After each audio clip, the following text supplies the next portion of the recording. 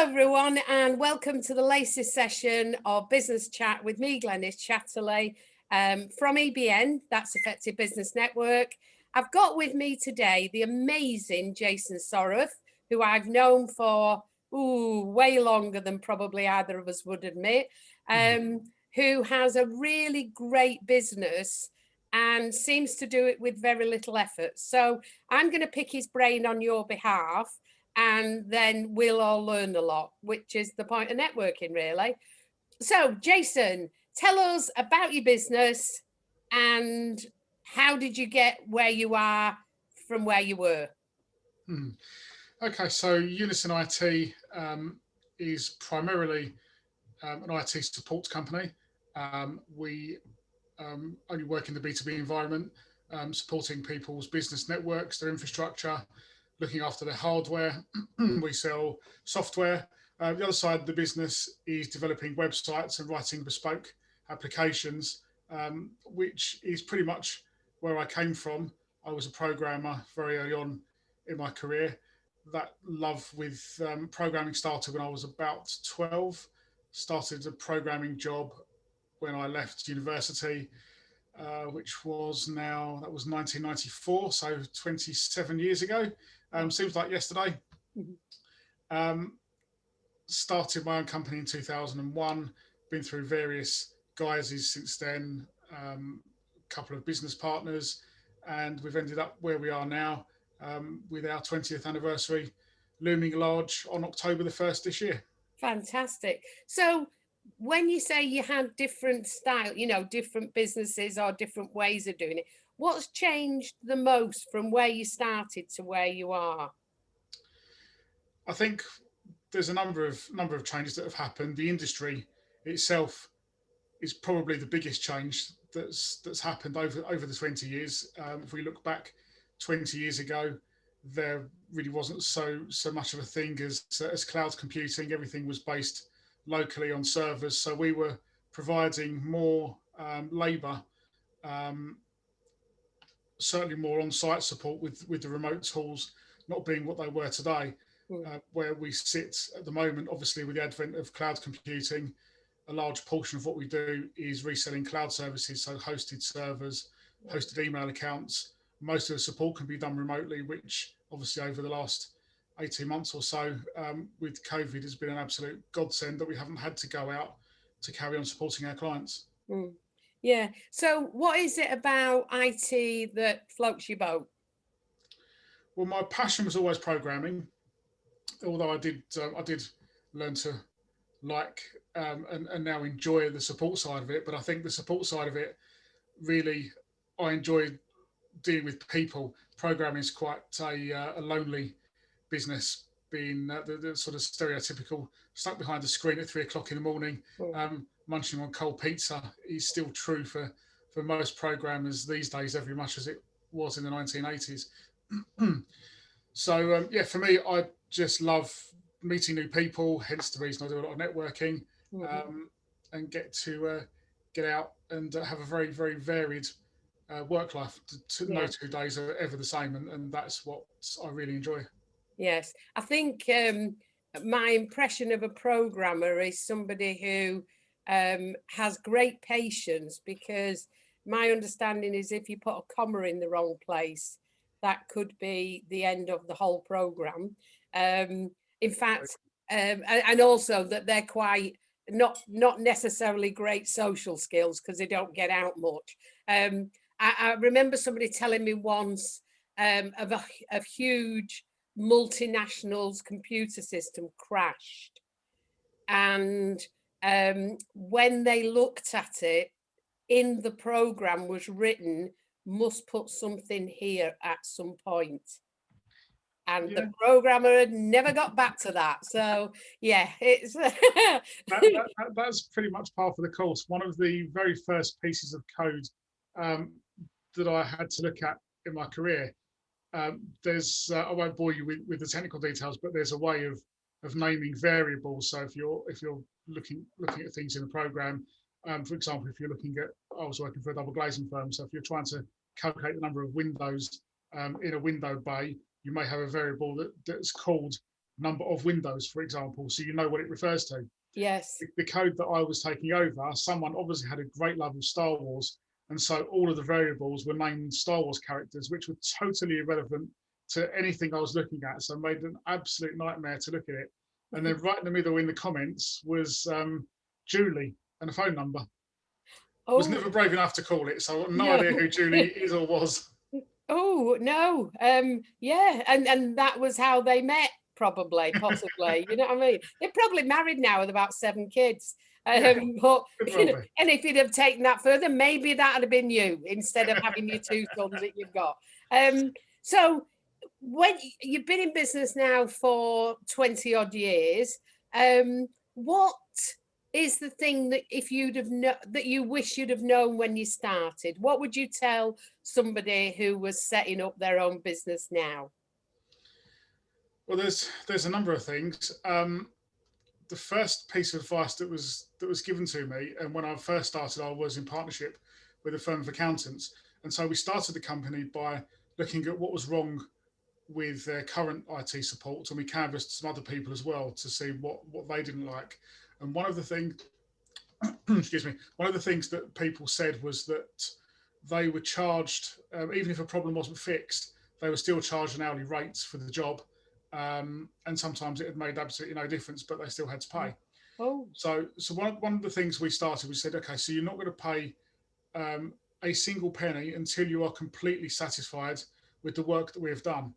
mm, That works very well for your labour charges.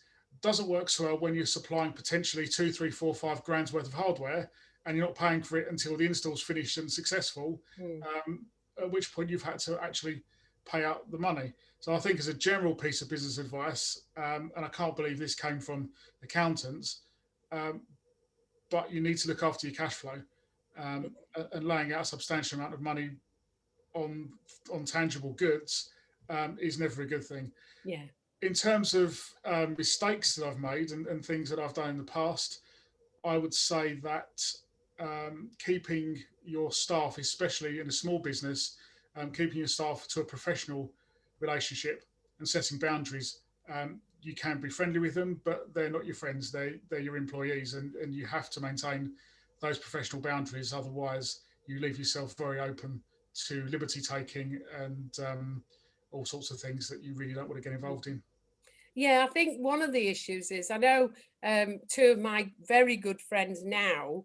I actually was their manager when we first met. I recruited them, in fact, and while I was their manager, we were friendly, but never outside of work, because it was, for me, it was the perception of other people in the team that these 2 were extremely good at what they did and got top marks every year and a great bonus that related to that. Some in the team weren't as good, and I didn't want there to be a situation where they could perceive that these 2 people were getting better because they were friends of mine. So we sort of all 3 of us, when I left the employment, I just went, right, now we can be friends, we can meet socially, we can do all of that. And I still see one of them uh, on a fairly regular basis. So I think it's that, it's not just how the person themselves perceive your relationship, it's how others perceive that relationship within the team. So yeah, good advice. Yeah. Absolutely. And we've all had to, all those ones that now we go, oh yeah, it's because we've learnt them in a very painful way, you know. But yeah, so you're busy at work, you've got a team who do stuff, but you've still got to keep all the plates spinning and get all those new plates and put them on sticks. So what do you do outside of work? What's your favorite thing? Well, at the moment, my favourite thing is probably playing tennis. I enjoy sports, both watching and playing. Although, given my current physical shape, my days of football are long behind me. It's far too energetic. But tennis and swimming, I can still cope with. And then, obviously, outside of COVID, once we're allowed back, I enjoy going to sporting events, whether that's snooker, tennis, football, Most sports really, I'll go and watch if I get the opportunity. Mm. Yeah, I'm not into sport at all. I forget that things are going on, and people go, "Oh, did you see?" Not so much, no. And now that there's so many channels on the TV, I never see sport again. My dad was one who he used on a Saturday used to have 8-hour television and another television, and on a Saturday, because there were only two channels really, he'd put one television on top of the other one and have both lots of the sport on. And we had to be quite quiet during Saturday afternoon, and then he'd do his pools after that when it had all finished. And let's see whether we were going to have a good evening, whether he'd won anything or lost his shirt, you know what I mean? So, but yeah, I tried to have a bet on the Grand National, but even that sort of passed me by for the last few years. So, and people haven't been doing the sweepstakes, so you can't even get involved by just getting involved in that, can you? So, No, yeah. I bet very irregularly on sports. Very odd occasion. My view is I work hard to earn my money, so I prefer to keep it in my pocket rather than give it to the bookie. Yeah, yeah. My dad used to say, "You never see a poor bookie," and I think True. he's right. Yeah. So, how often do you play tennis then? I mean, let's say life is normal. At the moment, I'm playing 3 times a week, roughly. Wow. Though last week that was twice on Friday. So by 9 o'clock Friday night, I was Yeah. I was not in good shape. And what about, it's usually 48 hours later that you find your legs don't work properly. How were you on the Sunday? Yeah, I was generally okay. Actually, my legs are fairly okay. It was my arms that were hurting. I've just been trying out a new serving style, and I found my arms were really achy from Yeah. probably being in positions they weren't used to being in.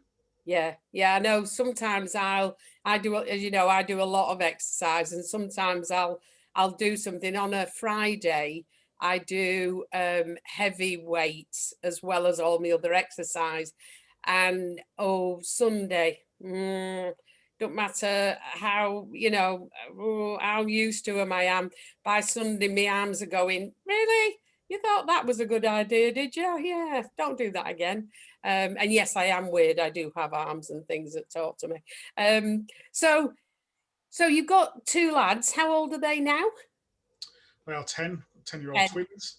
10 twins. Yeah, good. And 10 going on 14. yeah, I'm not a parent, but I hear these tales that once they get about 7, they think they're actually earning age. So yeah.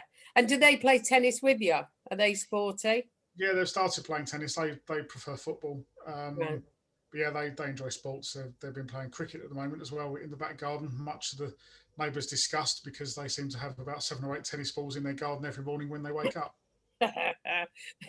Yeah, when I was at junior school, the girls were included in the cricket. They just assumed we would play cricket as well. So I actually I like watching. I like the idea of cricket. I have a memory of visiting an aunt when I was about 13 and going and sitting up near the village green and watching the cricket going on, eating a picnic. And that's sort of the cricket I like now, where you can go and talk and eat and, oh yeah, there's cricket going on over there if you happen to be interested. Yeah, I did notice that the last EVN Cricket Day you were facing away from the action for the most part of it and were levitating towards the bar. Yeah, absolutely. Yeah, and you say that like it's a bad thing. I know. Well, when I went to we organise. I don't know if you've been to them all, but every year an EBN cricket thing, and the first year I had no clue. But every time anybody went like that, I just joined in, and I said to the person next to me, "So what just happened?" And he said, "Oh, he's just hit it for 6." So I said, "Well, they're athletes, don't they always hit it for 6?" And he went, "No, because they're surrounded by athletes who are trying to make sure they don't hit it for 6." I went, "Oh yeah, forgot about that bit." Yeah, have no clue. I have no clue. Each time we've had one, somebody's told me a bit more. So the scoreboard was explained to me one time. I think it had to be explained to me the second time the next year, but it's fine. It's fine. What, as long as I do my networking and there's food and Exactly. yeah, and a nice. It's a good day for networking. There's food, drink, and as you say, there happens to be a live sporting event going on in the background. Yeah, it's brilliant. And they're very civilized. They stop for tea. So if you've missed your tea, you know that's when you should be having your tea as well. So yeah, it's fantastic. So what's the rest of your day look like? Have you don't physically go crawling under desks and reconnecting things, or do you have to sometimes? Sometimes I have to. I try not to very often. The rest of today, I am looking at a wireless solution for a national company who have got 42 showrooms. They're implementing a new system at their head office, which is currently in Brentwood, and we need to get them with Wi-Fi coverage through several thousand square feet of warehousing, so they can implement the new solution with their wireless handheld scanners. Wow. Pretty much me for the rest of the day, going along, looking at cable routes, looking up at high ceilings, and with a cabling engineer to see what the best route to run the cables will be, and working out how long it's going to take, so we can price the job accordingly. Fantastic. And do you have lots of little gadgets that go to do that? Like, these laser things that estate agents seem to use now to measure things. Do you have lots of little gadgets like that? Yeah, that will be one of the gadgets that I will take with, exactly the laser measure, so we can see the dimensions we're working with. There's various other tools to look at wireless networks to see if there are existing wireless networks, perhaps not from inside the same building, but being broadcast from elsewhere, to see what channels are being broadcast on, and to make sure that we don't interfere with that, although that will come probably a bit later, more at the configuration stage. Today's just really looking at the placement for where the points will be, but there is a large element of trying to figure out how strong the signal should be from each point, and to make sure that we don't overlap on bandwidth with other devices, so that we get a good solid Wi-Fi experience for everyone. So basically, so you don't get the local taxi firm broadcasting over their system. Well, yeah, be unlikely for them to be broadcasting on either 2.4 or 5 gigahertz, which are the wireless frequencies. But yeah, it's more for neighbouring That's properties. just gone straight over my head, but lovely. Yeah. I'm so glad I know people like you who know stuff that you know, so that I don't have to bother my pretty little head with it. It's just, yeah. And on that note, I think we've sort of done everything really. Thank you so much, Jason. It's been really good. It's been too long since we've sat down and chatted, so this has been really good fun. For the rest, I hope you've enjoyed this business chat for this week. Please do all the usual, which is listen to this and watch it to the end, subscribe, comment, like, tell your friends, and come back next week because we'll be doing it all again. Thanks for your time, everyone. Bye.